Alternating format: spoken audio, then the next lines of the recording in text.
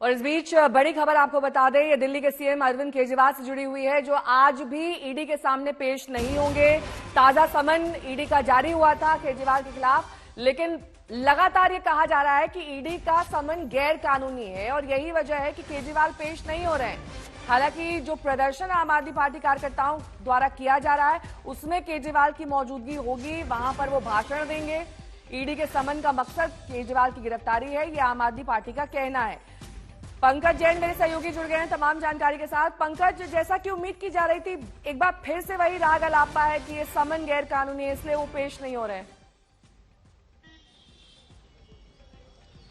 देखिए, अगर हम इशारा समझे तो आम आदमी पार्टी और अरविंद केजरीवाल ने केंद्र सरकार और एजेंसियों से टक्कर लेने की ठान ली है। लोकसभा चुनाव से पहले वो उसे एक बहुत बड़ा मुद्दा बनाना चाहती है और यही वजह है कि आम आदमी पार्टी की तरफ से बयान जारी किया गया। और हम लगातार संपर्क में थे मुख्यमंत्री दफ्तर के और ये जानकारी जुटा रहे थे कि क्या अरविंद केजरीवाल समन का जवाब देने जाएंगे। और अब आज तक को ये जानकारी मिल गई है कि अरविंद केजरीवाल 5वें समन का भी जवाब देने के लिए ईडी दफ्तर नहीं जाएंगे। जाहिर है कि वो अब लगातार अपनी लीगल टीम के साथ संपर्क में हैं और आगे क्या कानूनी कदम उठाना है नेहा, इसे लेकर भी चर्चा कर रहे हैं। साथ ही साथ राजनीतिक तौर पर भी आम आदमी पार्टी ये लड़ाई अपनी जारी रखेगी और जिस तरह से लगातार ये आरोप लगा रही है आम आदमी पार्टी की केंद्र सरकार और उनकी एजेंसियां विपक्षी दलों के नेताओं को गिरफ्तार करना चाहती हैं और यही इस बयान में आम आदमी पार्टी ने लिखकर भेजा है, क्योंकि बयान में एक बार फिर से ईडी के समन को गैर कानूनी करार दिया है अरविंद केजरीवाल ने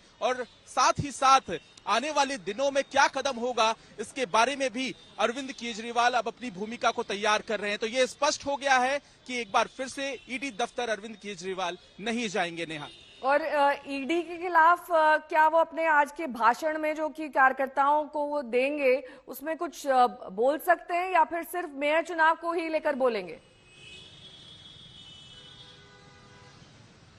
बिल्कुल नेहा, आपने सही बात कही है कि आज जो पूरा मुद्दा होगा वो कहीं ना कहीं मेयर चुनाव ही नहीं होगा, वो होगा भाजपा और केंद्र सरकार का घेराव करना। और आपको बता दें कि अरविंद केजरीवाल इस दौरान अलग अलग मुद्दों पर ईडी को और केंद्र सरकार को, भाजपा को घेरते हुए नजर आएंगे और उसमें बिल्कुल हो सकता है कि वो ईडी के इस मामले को, शराब नीति मामले को अरविंद केजरीवाल खुद प्रेस कॉन्फ्रेंस करके एक फर्जीवाड़ा बता चुके हैं। और इस मामले में मनीष सिसोदिया जेल के अंदर हैं, उनके राज्यसभा सांसद संजय सिंह जेल के अंदर हैं और अब जो आम आदमी पार्टी ने ही आशंका जताई थी कि अरविंद केजरीवाल की गिरफ्तारी हो सकती है और उन्हें गिरफ्तार करके सरकार गिराने की कोशिश भी की जा रही है। पिछले दिनों भाजपा दिल्ली पुलिस के पास गई थी क्योंकि आम आदमी पार्टी ने यह आरोप लगा दिया था कि भाजपा उनके विधायकों को संपर्क कर रही है 25 करोड़ रुपए में खरीदने के लिए। ये तमाम बातें अरविंद केजरीवाल आज आम आदमी पार्टी के मंच से बोल सकते हैं और जाहिर सी बात है कि इस पूरे मुद्दे को वो लोकसभा चुनाव तक भी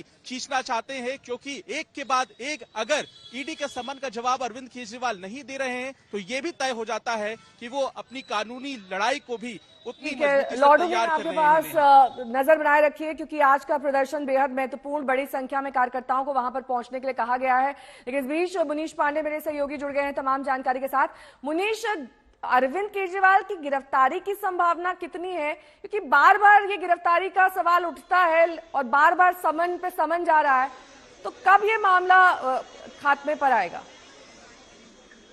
जी बिल्कुल, देखिए नेहा, कहीं ना कहीं अरविंद केजरीवाल और आम आदमी पार्टी को डर है कि अगर अरविंद केजरीवाल ईडी के सामने पेश होते हैं तो उनकी गिरफ्तारी हो जाएगी। और हाल ही में जिस तरह से हमने देखा कि ईडी ने एक बड़ी कार्रवाई करते हुए झारखंड के उस वक्त के मुख्यमंत्री हेमंत सोरेन को गिरफ्तार किया था, तो कहीं ना कहीं इसकी संभावनाएं काफी ज्यादा प्रबल हो जाती हैं कि अरविंद केजरीवाल अगर पूछताछ के लिए आते हैं और जैसा आम आदमी पार्टी का आरोप है कि उनकी गिरफ्तारी हो जाए। जहां तक ईडी की बात है, ईडी का साफ तौर पर कहना है कि इस मामले की जांच के दौरान में अरविंद केजरीवाल का नाम सामने आया है, उनके ऊपर कई गंभीर आरोप लगे हैं शराब नीति को लेकर और इसी वजह से उनकी पूछताछ करनी है। एक के बाद एक 5वां समन अरविंद केजरीवाल ने स्किप कर दिया है, ईडी के सामने पूछताछ के लिए शामिल नहीं हो रहे हैं। ईडी सूत्रों का कहना है कि इससे उनका केस और ज्यादा मजबूत होता है, क्योंकि कोर्ट के सामने जब ये मामला जाएगा तो यही बोलेंगे कि अरविंद केजरीवाल को बार बार बुलाने पे भी वो पूछताछ में शामिल नहीं हुए और इस वजह से अब उनको कोई एक बड़ी कार्रवाई करने की जरूरत है। लेकिन मनीष, ये कानूनी रूप से समन सही नहीं है, ये बात लगातार केजरीवाल कह रहे हैं, ऐसा क्यों है? देखिए नेहा, अरविंद केजरीवाल एक नेता है और एक नेता आरोप लगा सकता है इस तरीके का, लेकिन जहां तक ईडी का कहना है अरविंद केजरीवाल की सारी बातें बेबुनियाद हैं। जितने भी समन अरविंद केजरीवाल को गए हैं वो पीएमएलए के तहत गए हैं। ईडी का कहना है कि सही सारे समन इसी तरीके से जाते हैं, किसी भी आरोपी को, जैसा अरविंद केजरीवाल ने पहले समन के जवाब में ईडी को बोला था कि आप पहले सवालों की लिस्ट दीजिए, उसके बाद में मैं आऊंगा। ईडी का साफ तौर पे कहना है कि कहीं पे भी कानून में ऐसा प्रावधान नहीं है कि जिससे पूछताछ होनी है, जो आरोपी या चश्मदीद है उसको हम पहले ही बता दें कि आपसे सवाल जवाब क्या किया जाएगा। दूसरा, अरविंद केजरीवाल कहते हैं कि समन जो है गैर कानूनी है। इस पे ईडी का ये कहना है कि जिन धाराओं के तहत समन देना चाहिए हमने उन्हें समन दे दिया है। एक के बाद एक 5वीं बार उनको बुलाया गया है। पिछले 4 बार वो ईडी को हर बार ये कहते थे कि इनका पहले से ही एक प्रोग्राम था, इस वजह से वो ईडी के सामने नहीं आ रहे थे। लेकिन इस बार अरविंद केजरीवाल का कोई प्रोग्राम नहीं था। आज वो प्रदर्शन में शामिल हो रहे हैं लेकिन फिर भी ईडी के सामने नहीं आ रहे हैं। तो आगे ईडी क्या कार्रवाई करेगी इस पर नया सबकी नजरें रहेंगी। बिल्कुल, और केजरीवाल की गिरफ्तारी होगी या नहीं, ये एक बड़ा सवाल बना हुआ है।